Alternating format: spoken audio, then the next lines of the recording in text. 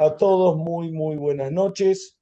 En realidad vale siempre pedir por la paz porque de todos lados haya un acuerdo de paz que niegue la posibilidad del terrorismo, que el terrorismo es muerte.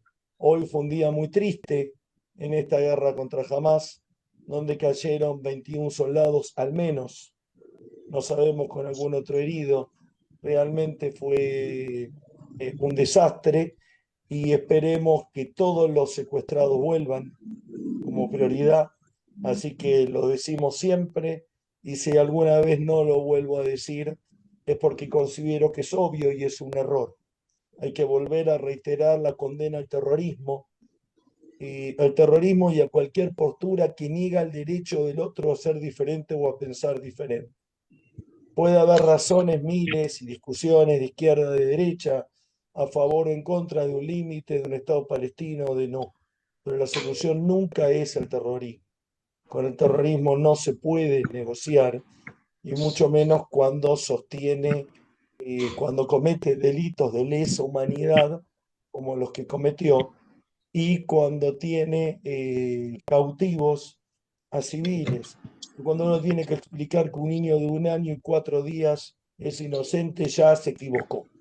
Cuando tenemos que explicar que una persona que fue a trotar en el kibutz ese sábado a la mañana, ya nos equivocamos cuando lo explicamos. Cuando tenemos que explicar que la mayoría de los secuestrados son de izquierda y están a favor de un Estado palestino, como los dos hijos de Itzik Horn, ya me equivoqué. Cuando tengo que aclarar cosas, ya me equivoqué. Pero valga nuevamente un llamado a la paz, un llamado a la cordura, un llamado a un acuerdo de paz absoluto que condene y destruya el terrorismo, que reconozca los derechos de vivir en paz de todos. Y Dios quiera que ocurra rápido, porque cada día que pasa es una tragedia para el pueblo de Israel, para el pueblo judío, para el pueblo palestino. Y la verdad, no nos merecemos esto, ya no solo como judíos o los israelíes, sino los seres humanos. Entonces, Dios quiera que en contra del terrorismo puedan volver los secuestrados, haya un encuentro de paz absoluto que excluya a los fundamentalistas que lo único que buscan es destruir. Dicho esto, un momentito, que bajo el volumen del micrófono. Muy bien. ¿Me permiten? No voy a poner algo porque quiero explicar algo. Déjenme escuchar 30 segundos algo y me silencio porque quiero dedicar la clase a alguien. Entonces, permítanme escuchar algo.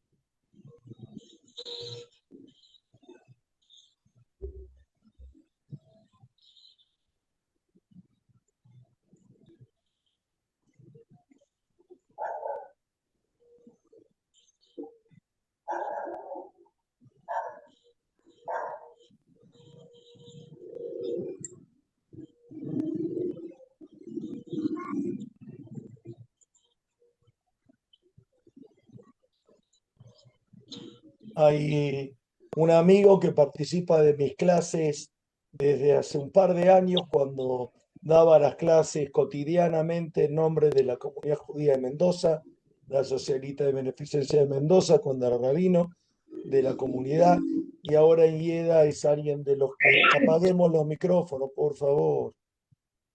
Perdón. Perdón. Muy bien, acá está. Eh, y es alguien que en IEDA acompaña cada clase, un hombre de los más instruidos y de los que aportan preguntas más inteligentes y que lo aprecio mucho porque entre otras cosas le hice el bar mitzvah a 2 de sus 3 hijos y fui rabino de él en la comunidad de La Plata. Jorge Podjarny, Caín Ben Rubén Podjarny, que la mayoría de ustedes lo conoce y lo tiene visto. Está en unidad coronaria, tuvo un infarto muy importante, está estable. Si Dios quiere, mañana le hacen un cateterismo que tiene un riesgo, porque aparentemente, y yo no sabía, él hace más de 30 años tuvo un infarto muy grande. Entonces, vaya a esta clase dedicada a la Refuah Shleimá, a la sanación completa, para que el martes que viene, no digo que esté 10 puntos, pero que esté con una computadora conectado, escuchando la clase y participando de la clase. ¿Sí? Profesor Fa- universitario, un ejemplo, un Fabián, ejemplo. una sola cosita, Fabián. Sí, El domingo es el cumpleaños de Jaime Rubén. claro, sí, señor. ¿El domingo fue o es? Es el domingo 28. Bueno, Dios quiera que lo podamos festejar. Gracias, Eduardo. Así que vaya toda esta clase para la sanación y para la recuperación de él, que por sobre todo es un gran tipo. Un gran tipo, en argentino nos referimos a un gran ser humano. ¿Sí? Muy buen judío, contradictorio, sanamente contradictorio, estudioso, crítico, realmente un muy buen hombre. Vaya nuestra tefilá, nuestro deseo, nuestro estudio para que se mejore. ¿Sí?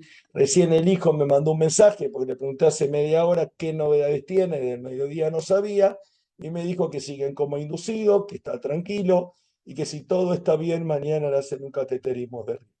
Por esto escuché el audio para saber qué es lo que tenía para contar. El tema de hoy tiene que ver con tu Bishvat, ¿sí? Tu Bishvat. ¿Qué es tu Bishvat? Tu Bishvat no es usted en Shvat, ni a ti en Shvat, ni vos en Shvat, para ser la segunda persona del singular en argentino, en peruano, en colombiano, en español, el vosotros Bishvat, el tú Bishvat, porque no entendió el comentario, ¿sí? Tú como usted, como vosotros, como vos, como ti. Tú en hebreo significa dos letras, la tet y la baf, que de alguna forma son el 9 y el 6, que marcan el 15. Algunos de ustedes me van a decir, los judíos son tan complicados, los que somos judíos y los que aún no lo somos o no lo vamos a hacer nunca, que no hay ninguna obligación. Los judíos son tan complicados que para contar 15 suman 9 y 6. La respuesta es no y sí. Normalmente los judíos contamos con letras hasta 10 y después le sumamos al 10 el 1 y es el 11, al 10 y el 2 y es el 12, en cómo escribimos los números con letras. Cuando escribimos los números con números es igual que cualquier otra persona sobre el mundo. Pero cuando escribimos los mundos con letras, los números con letras, resulta ser que el 14, el 15 sería Tet Baf, sería Yud Hei. Yud Hei son los primeros dos nombres, dos letras del verdadero nombre de Dios, que es Yud Hei Baf Hei, del tetragrama, lo que mal traducen en el mundo cristiano, en el mundo, en diferentes mundos como Jehová o Yahvé, que para la tradición judía es ilegible e innombrable. ¿Qué significa? ¿Cómo se pronuncia eso? No se sabe. Yud Hei Vav Hei. Nosotros decimos Adonai, es como escribir estufa y leer puente. No tiene nada que ver con lo que leemos. ¿Sí? Leemos otra cosa que no tiene ninguna lógica. Como Yud Hei son las primeras dos letras que se repiten prácticamente para formar el tetragrama, que es el Yud Hei Vav Hei, que es la esencia del nombre de Dios, que no sabemos exactamente cómo se lee ni nunca lo vamos a saber, por eso no se pronuncia, porque lo que no pronuncio no me pertenece. Y como yo no puedo entender qué es Él con mayúscula, sino algunas pequeñas cositas de su revelación, pero yo no puedo decir nada sobre Dios, nada. Entonces, el verdadero nombre de Dios, el inefable, es el tetragrama. ¿Por qué tetragrama? Cuatro letras. Yud, Hei, Vav, Hei. Yud, Hei, las primeras dos letras del tetragrama, significa, es el 15, pero de alguna forma estoy refiriéndome a Dios. Con lo cual los judíos no escribimos 10, 5, sino que para evitar y el Yud Hei escribimos 9, 6. El problema también lo tiene el 16. ¿Por qué? Porque el 16 es Yud Baf. que es la primera y la tercera letra del tetragrama. Entonces, en ese caso, los judíos escribimos 9 y 7. Pero así como parece que los judíos para rascarnos la oreja derecha hacemos así, en lugar de hacer así, es solo con estos dos números. ¿Por qué expliqué? Porque el Tu Bishvat es el 15 del mes de Shvat, que debiera ser Yud Hei, pero no puede ser Yud Hei, por lo que acabo de explicar, porque no podemos pronunciar ni poner el verdadero nombre de Dios. En vez de 10.5 lo llamamos 9.6, pero es cómo escribimos con letras los números. Es una excepción tanto el 15 como el 16. El resto siguen una lógica absoluta donde el 23 es el 20 y 3, el 24 es 20 y 4. No hay otras cuentas raras, salvo el 15 y el 16. Por eso dije ni. ¿Qué ocurrió el 15 de Shvat? Shvat es un mes en el calendario judío que más o menos coincide con enero normalmente, pero no es el nombre judío de Shvat, de enero, ¿no? Los nombres no tienen una correlación en hebreo, los meses, son otro calendario, pero generalmente cae en enero, porque los meses judíos tienen una lógica solar, con lo cual generalmente cae siempre en el mismo mes, en el mes de enero. Con lo cual, tú, no me refiero a Marita, como hablarían en Colombia o en España, sino que tú me refiero a un número, 15. Y Shvat es una fecha, un mes, el 15 del mes de Shvat. ¿Qué pasó el 15 del mes de Shvat?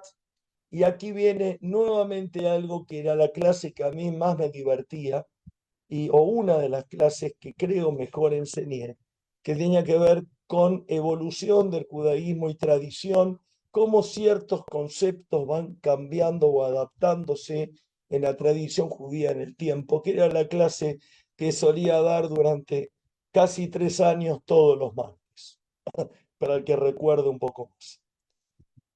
En la Torá, Tu Bishvat marca un límite. La Torá, para aquellos que no saben, porque no es obligatorio que sepamos, nos referimos a los 5 libros de Moisés: Génesis, Éxodo, Levítico, Números y Deuteronomio, Bereishit, Shmot, Vaikra, Bemidbar y Devarim. En la Torá, en el Pentateuco, en los 5 libros de Moisés, que son las raíces y los fundamentos de la identidad judía. No somos los judíos de la Torá, somos los judíos del Talmud, pero la raíz, los cimientos, lo más profundo proviene de la Torá. En la Torá, cuando le habla a Moisés al pueblo de Israel, que está por ingresar a la tierra de Israel, la tierra prometida, a Abraham, que una vez esclavos en Egipto, le prometía a Moisés para sacar al pueblo judío, que Dios nos saca de Egipto para dirigirnos a la tierra prometida, a Eretz Amubtaja, The Promised Land, en todos los idiomas es el término tierra prometida. Cuando vamos hacia allá, en la Torá aparecen un montón de reglas vinculadas a la agricultura. ¿Cómo no van a aparecer reglas vinculadas a la agricultura o ganadería? Si yo me preparo para conquistar un país, tiene que haber reglas acerca de cómo vivo en ese país. Y una de esas reglas establecen cómo calculo el año de un árbol. Una de las cuestiones, primero, ¿por qué un árbol? Porque la agricultura, estamos hablando hace 3.200 años, porque la agricultura en la humanidad tiene más o menos 10.000 años. Es el comienzo de la cultura y el avance más grande del Homo sapiens sapiens, es decir, de todos nosotros. Hizo que nos establezcamos en ciudades e hizo que el hombre domestique el cultivo más grande que tuvo en la historia y que tiene en la historia, que se llama el trigo. Cuando el hombre aprendió a domesticar el trigo, al mismo tiempo aprendió a domesticar animales, por lo tanto generó una plusvalía, para decirlo en lenguaje marxista, empezó a generar ganancia, por lo tanto dejó de ser nómade para asentarse en ciudades porque había que cultivar y había que tener los animales. En el año hace 3200 años, claramente esto existía. El pueblo judío se empieza a sentar en Israel y necesita reglas.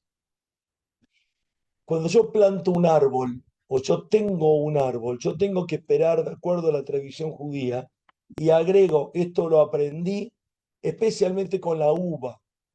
La uva, me refiero a la fruta con la cual se hace el vino, ¿sí?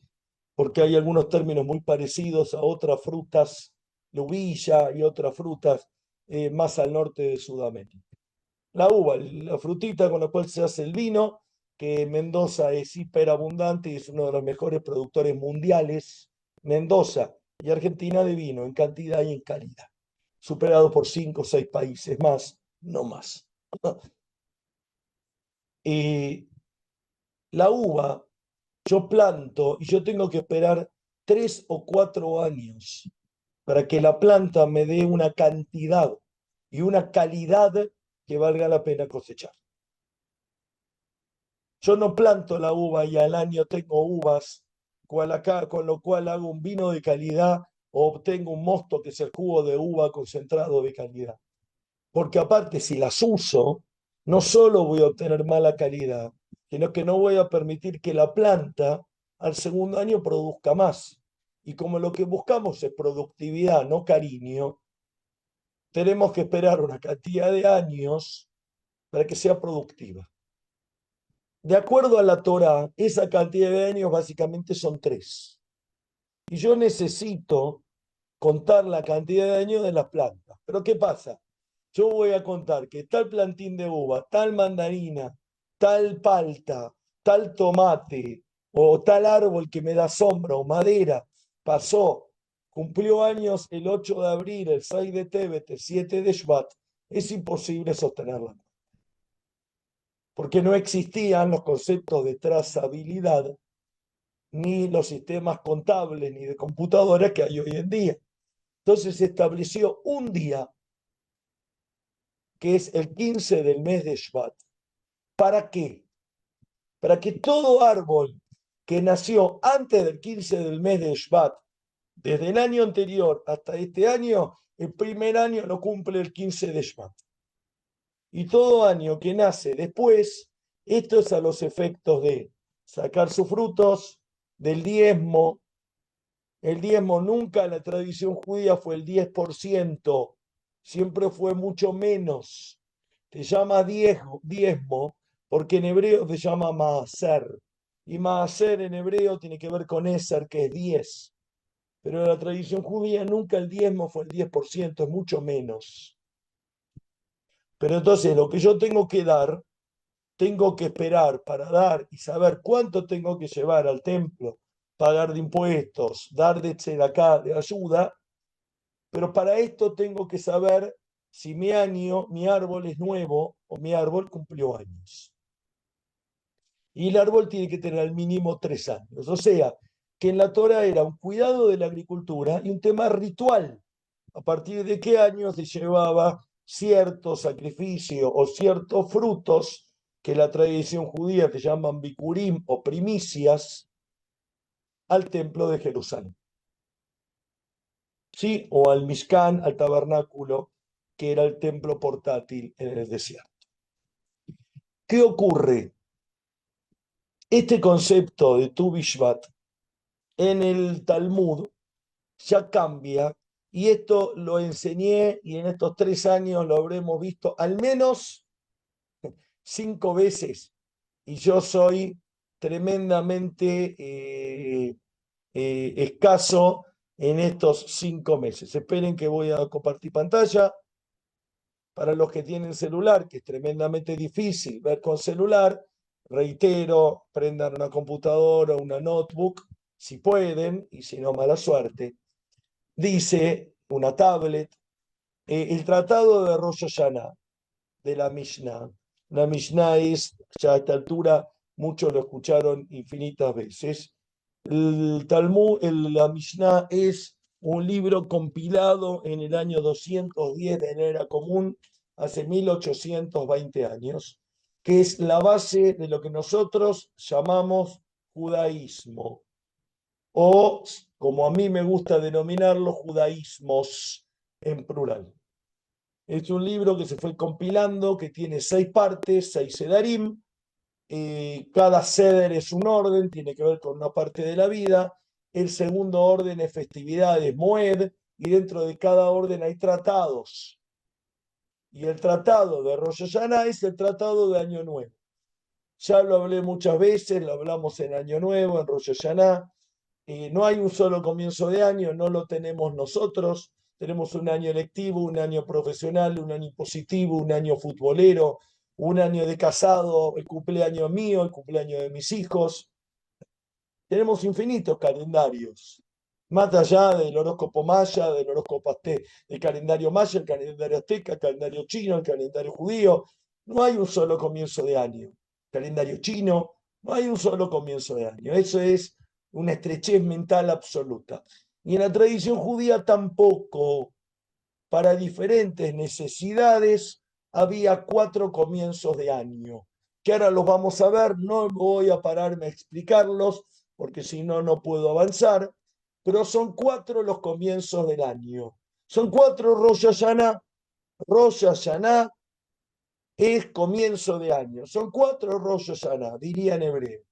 El primero de Nisan es el comienzo del año para los reyes y para las fiestas.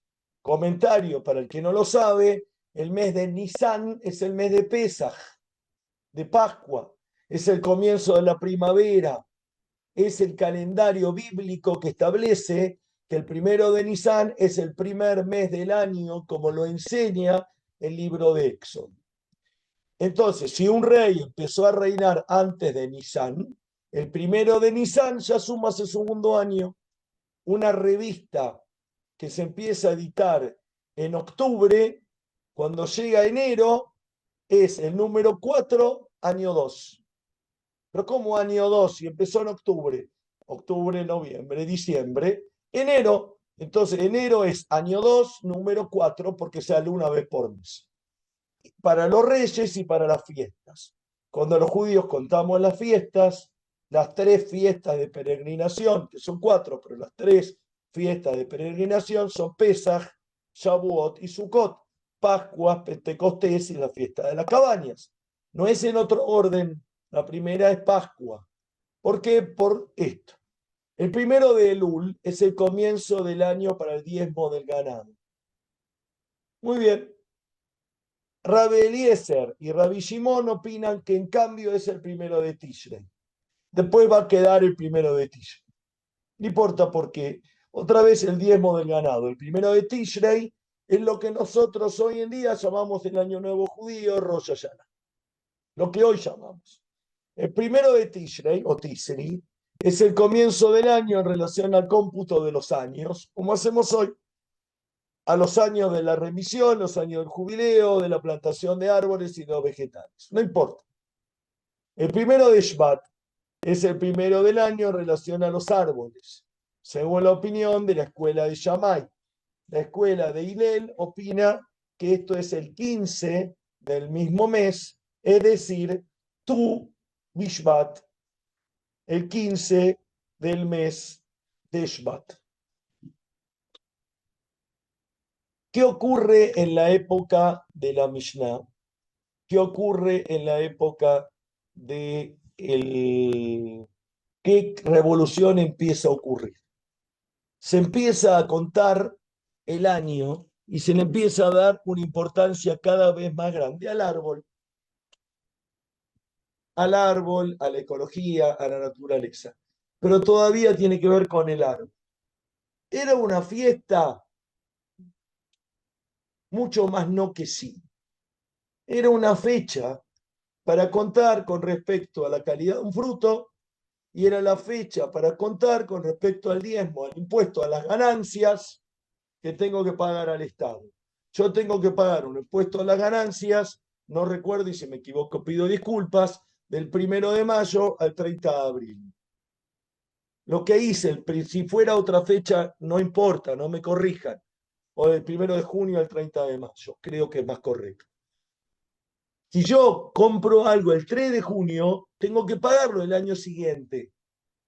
¿Sí? No el año anterior, Pero pasaron 4 días desde que compré un departamento hasta que compré un coche. Sí, pero uno entra en el balance anterior y otro entra en el balance posterior, porque el Estado Nacional del Perú, de Bolivia, de norteamericano, colombiano o el que fuera, o argentino, decide dónde termina el balance de un año de Rossi y dónde empieza el otro.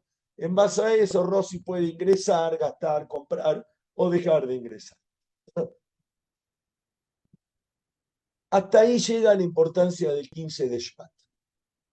¿Hay alguna trascendencia en lo alágico? Alágico viene del verbo lalejet, caminar, y se refiere a cómo tenemos que dirigirnos en la vida los judíos, que tiene que ver con qué leyes cumplimos. Con respecto a ciertos rituales, ¿sí? Pequeños rituales acerca de que no se ayuna en 15 de Shvat, si es que hay sequía y se fija un ayuno por una hambruna, por una inundación, por una plaga, que ciertas cosas no se hacen, rituales y menores. Con el correr del tiempo, el 15 de Shvat, y voy a finalizar con el Estado de Israel, el 15 de Shvat, y no se sabe exactamente, no es que lo desconozco yo, sino que los investigadores y los que saben en serio lo discuten, si es en la época talmúdica, siglo V, siglo VI, o si es en el siglo XV. Me parece mucho más que es en el siglo XV. La festividad de Tu Bishvat, del 15 de Shvat, adquiere un elemento festivo muchísimo más grande. ¿Qué es lo que ocurre dentro del mundo judío? Hago una brevísima introducción. Hoy no voy a explicar de vuelta qué es la mística o la cábala, pero uno de los movimientos místicos, la mística en el judaísmo existe, en el judaísmo, en la vida y en todas las tradiciones desde que existen, pero tomó desde que existen las propias tradiciones.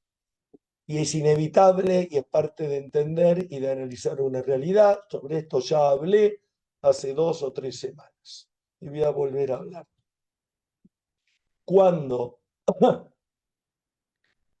ocurre en la temprana Edad Media, siglo XI, siglo XII, hubo movimientos místicos, ascéticos, incluso en el mundo judío, que se aislaban, que se flagelaban, que ayunaban, que se abstenían de vivir en sociedad, tener relaciones sexuales, hablar con la gente, aislarse, que iban a... Esto existió, no era muy grande, pero siempre hubo de todas las tradiciones este lado místico. Cuando el pueblo judío es expulsado de España en 1492 y de Portugal en 1498, fue uno de los 5 o 10 momentos más duros en la historia judía. Sin duda, como símbolo. ¿Por qué recordamos tanto la expulsión de los judíos de España y no la de Francia, Inglaterra, Polonia, Italia, que fueron 2 veces por lo menos en cada país? ¿Y por qué no la de Portugal? Primero porque la de España fue una de las últimas. La última fue en Portugal en 1498. La segunda porque el número de judíos que vivíamos en España hoy es indescifrable, pero hay historiadores que hablan de 500.000 o 1.000.000 de judíos que tuvieron que abandonar España. Para el que no sabe, estoy hablando que el edicto y la fecha es coincidente cuando Colón zarpó del puerto de Palos en 1492. Sí, esto no es casualidad, muy probablemente Colón haya sido judío y muy probablemente algunos de la tripulación de él también lo fueron y muy probablemente Colón se dirigió porque él tenía una tradición que era conocida por muchos, pero dentro del mundo judío fueron transmitiendo varios también, de que la tierra no era plana, que no había dinosaurios, que no se caían. Y por otra parte, perdido por perdido, si me echan y me matan, yo me voy a la aventura. Sí, el final de Colón, que muere loco, muere preso, que a los hijos de Colón no le dan un lugar, etcétera, etcétera, tampoco es claro y tal vez esté vinculado con este marino, probablemente es genovés, español, seguramente era judío, lleno de enigmas, pero esto lo cuento para que se entienda con la misma época. En 1492 los judíos somos expulsados de España en número Y después de 8 siglos de vivir en España y de haber contribuido y de ser esencia, junto con la cultura árabe, de la tradición y la cultura española actual, no la de 1502, fuimos expulsados de España. Esto fue vivido como una tragedia. Con mi mamá en Turquía vimos en la práctica, pero yo lo sabía por historia y cualquiera lo puede ver, a dónde se dirigieron estos centenares de miles, indescifrado en número, pero que era una masacre y un número hoy en día es tremendamente difícil transportar a 500.000. Ahí me decís, manden aviones. ¿Saben cuántos aviones son? 3.000, 4.000, 5.000 aviones. No hay, no hay. No tiene ninguna aerolínea en el mundo esa cantidad de aviones. No hay. Son meses de mandar aviones y ida y vuelta, ida y vuelta, ida y vuelta. El traslado de los judíos etíopes de Etiopía a Israel fue enorme y no eran 500.000. O de Yemen, fue una operación de 1950, 1952. Fueron operaciones geniales. Ni por asomo eran 500.000. Ninguno de los dos casos. Geniales del Estado de Israel. Ni por asomo fueron 500.000. ¿A dónde fueron estos 500.000? Algunos a Portugal, con la mala suerte que en Portugal en 1498 fueron expulsados. Algunos muy poquitos, decenas, centenares, fueron a las Américas. Centenares, decenas. La gran mayoría se fue a Holanda, Ámsterdam.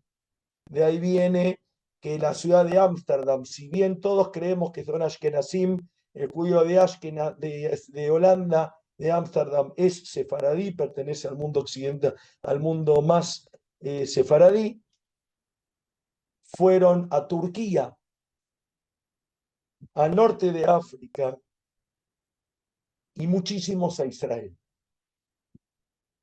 ¿Por qué no fueron todos a Israel? Porque era el punto más lejano, porque el retraso económico era muy grande, porque tenían que ir a lugares donde tengan trabajo y comida. Había familias, la masacre era muy grande, pero fueron muchísimos a Israel.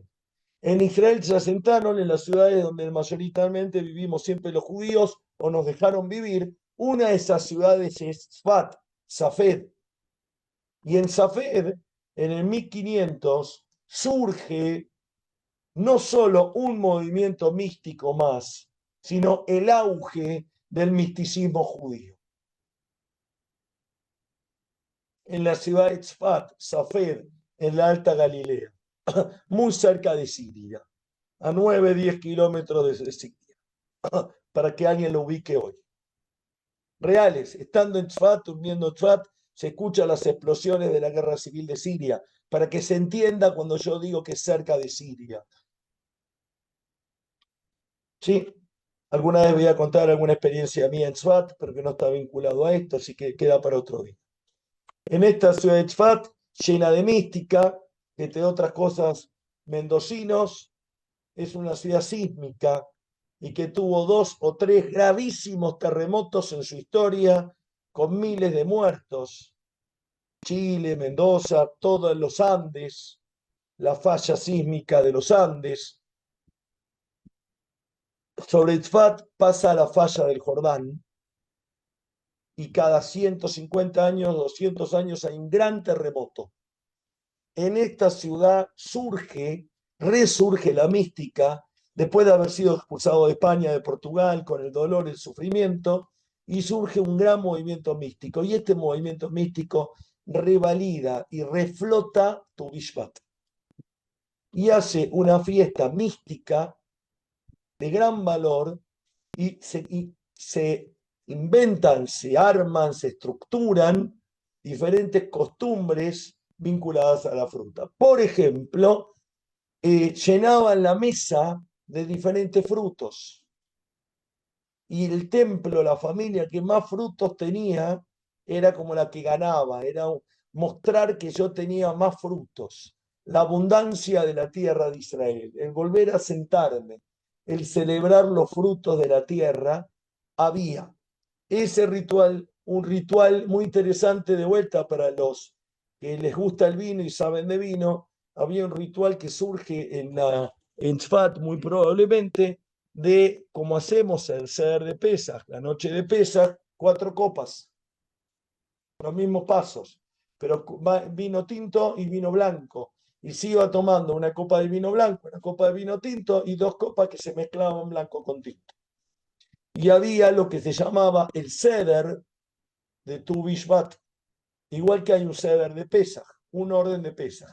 Por supuesto que no está tan estructurado, está mucho más amplio.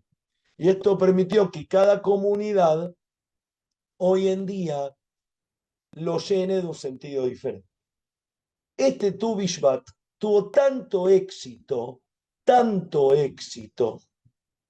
que los judíos de la diáspora, es decir, los judíos, las comunidades judías que no estábamos en ese momento en el Estado de Israel, año 1500, 1600, 1700, tomamos esto, aunque no vivamos en Israel, y tengamos una mesa con frutos de diferentes colores, tamaños, y cada uno tenga un ritual diferente con costumbres muy propias sobre Tu Bishvat.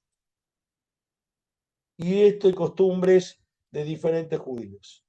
En 1850, y de esto ya hablé la semana pasada, ocurre dentro del mundo judío un gran cambio revolucionario.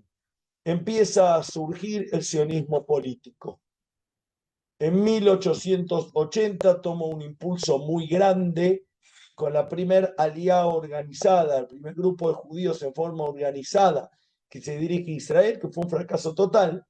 Fueron 80 personas, de las cuales 60 volvieron, pero que marcó un hito en la historia que se llama Bilu, 1880. Para los que conocemos un poco de historia de Israel, son los primeros grupos que plantan las primeras uvas y los primeros viñedos, por ejemplo, en Zichron Yaakov. Por ejemplo, cerca de Tel Aviv. Un lugar que creo hoy fueron a pasear mis sobrinos con una tía mía, una prima mía que los llevó a pasear. Zichron Yaakov. En 1897, Herzl escribe su libro El Estado de los Judíos. Nunca es el Estado judío, está mal traducido, o el error es adrede por un tema ideológico, pero en alemán es der Judenstaat, el Estado de los Judíos. Y en 1898 llama al primer Congreso Judío en Basilea y empieza violentamente el asentamiento y el renacimiento, no el renacimiento ni del judaísmo ni del sionismo, porque el judaísmo siempre fue sionista y siempre tuvimos a la tierra de Israel como el centro de nuestra tradición e historia, pero aquí, habiendo los medios de transporte, empezando a ver los medios de comunicación y con el contexto político que rodea, que era la unificación alemana, la unificación italiana, 100 años antes la independencia norteamericana, la Revolución Francesa, el establecimiento de los estados modernos, democráticos, con división de poderes en Europa y en Sudamérica, con San Martín Bolívar y asociados, etcétera, que no tardaba 5 minutos en contagiarse en el mundo. Herzl dice, muy bien, tiene que haber una solución para los judíos en Israel. Inmediatamente después, más allá de estos 80 o 100 de Bilu, en 1905 empiezan las primeras grandes oleadas inmigratorias a Israel, la primera aliá, la segunda aliá, que van marcando hitos muy, muy, muy grandes de cambios en la tierra de Israel. Uno de esos cambios, de uno de los pensadores sionistas, que si no me equivoco es Ehad Ha'am, que nunca se llamó Ehad Ha'am, Ehad Ha'am es uno del pueblo, era un seudónimo, es que a la tierra hay que redimirla. ¿Y cómo se redime? Y esto tiene que ver con el socialismo, el comunismo, los orígenes. ¿Cómo se redime la tierra? Trabajándola. ¿La tierra de quién es? De sus trabajadores. Hay que trabajar la tierra para que la tierra sea mía. Hay que redimir la tierra. En segundo lugar, la tierra del Estado de Israel, por lo general, era desértica. ¿Por qué? Porque no había agricultura, porque el pueblo árabe que residía ahí, los grupos que residían ahí, no existía un pueblo palestino, no era la denominación. Los árabes que vivían ahí, turcos, no turcos, cristianos, judíos, la mayoría tenían una cultura, una economía de subsistencia básica. Y en el mejor de los casos, lo que el mundo árabe siempre tuvo son corderitos, terneros, cabras, que cuando comen arrancan de raíz. Entonces, por eso es que Israel mayoritariamente era un desierto o pantanos en el 1900.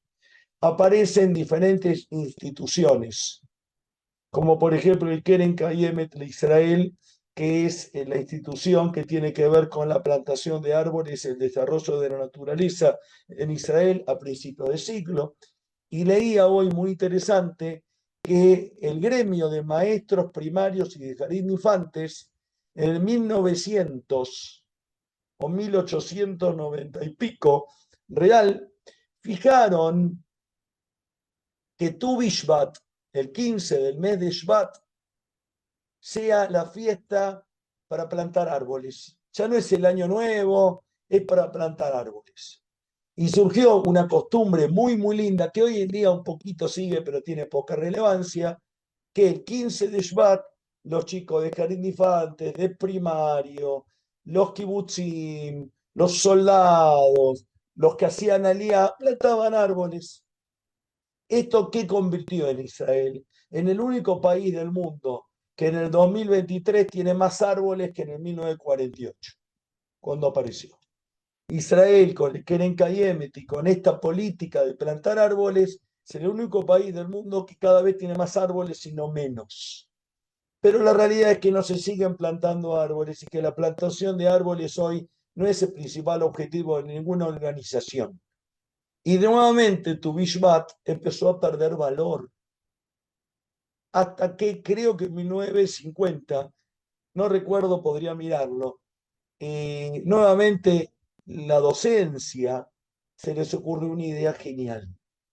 Aplicar un concepto que en el mundo empezó a tener relevancia, que en la tradición judía hay fuentes, pero que nunca existió como término, que es ecología.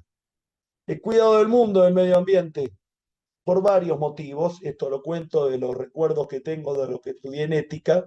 Uno puede estudiar, cuidar el mundo o tener respeto por la ecología, por lo que se llama ecología profunda.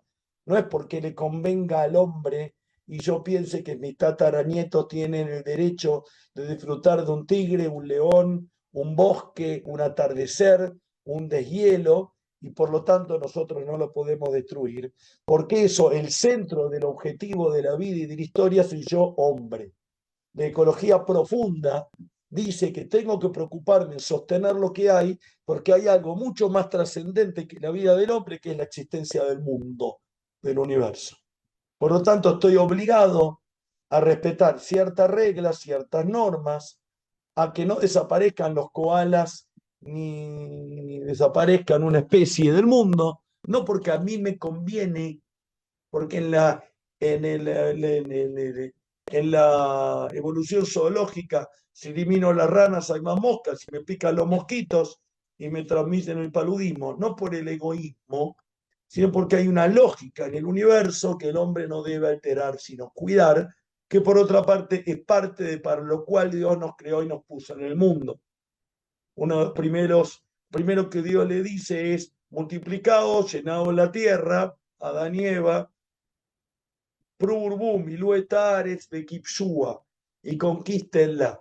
Y los sabios entienden que conquistar no es destruir o arrasar, sino es ser responsable de lo que ocurre.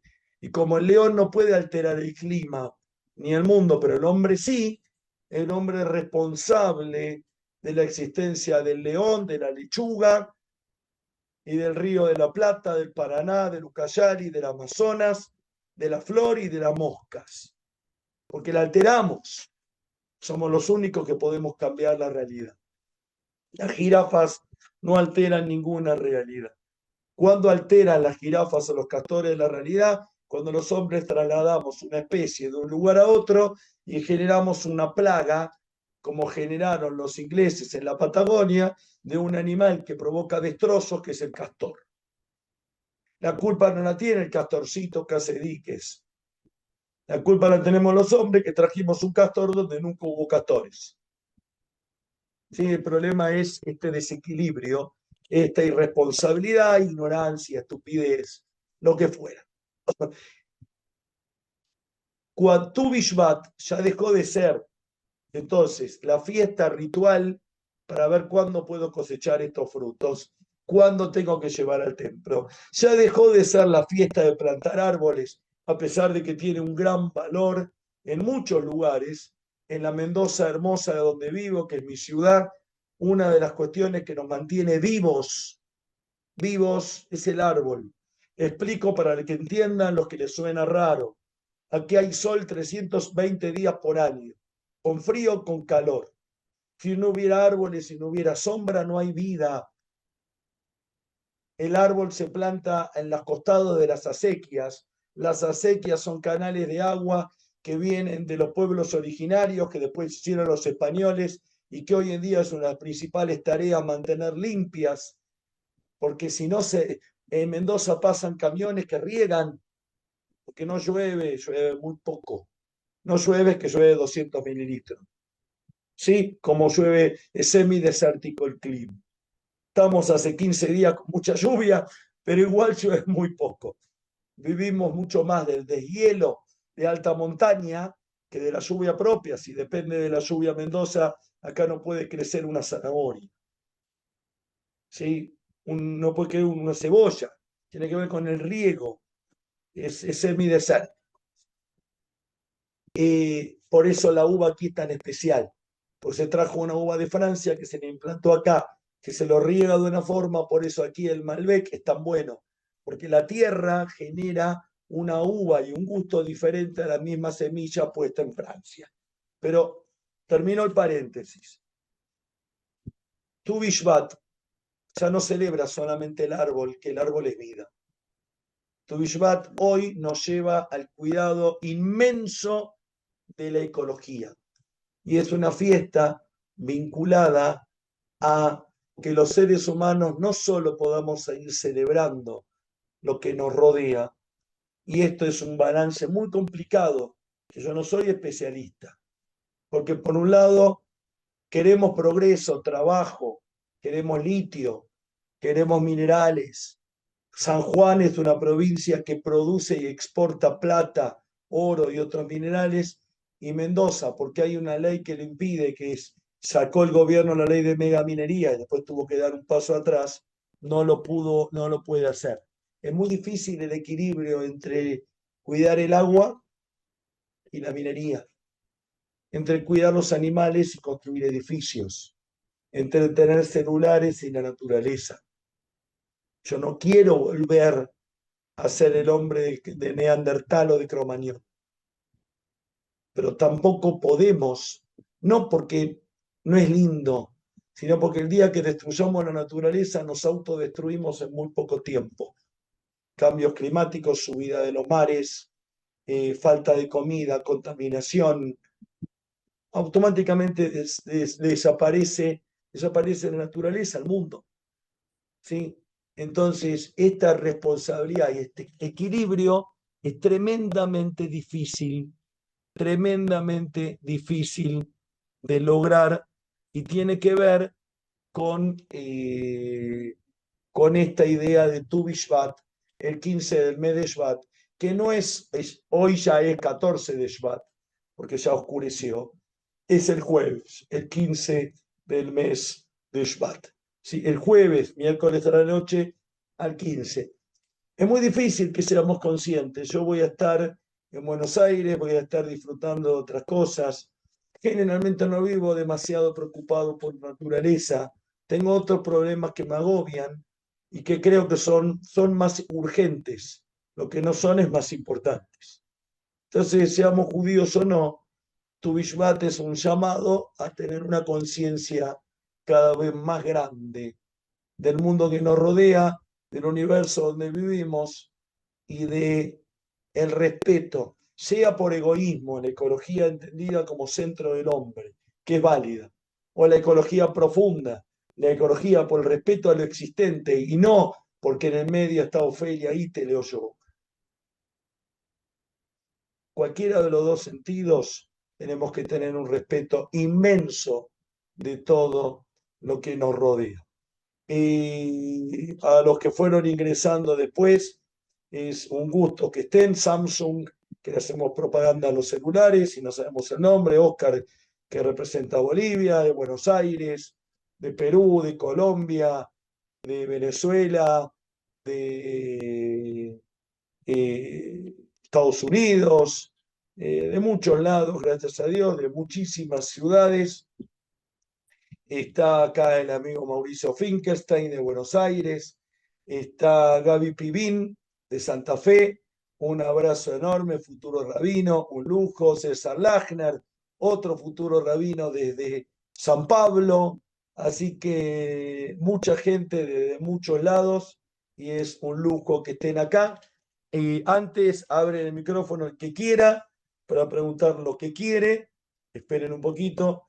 Abre el micrófono el que quiere para preguntar lo que quiere. Yo quiero recordarme cuál es la clase que viene para decirlo. Igual va a salir en tiempo y forma, pero no quiero equivocarme, pues tenemos pautadas las próximas 3 o 4 clases.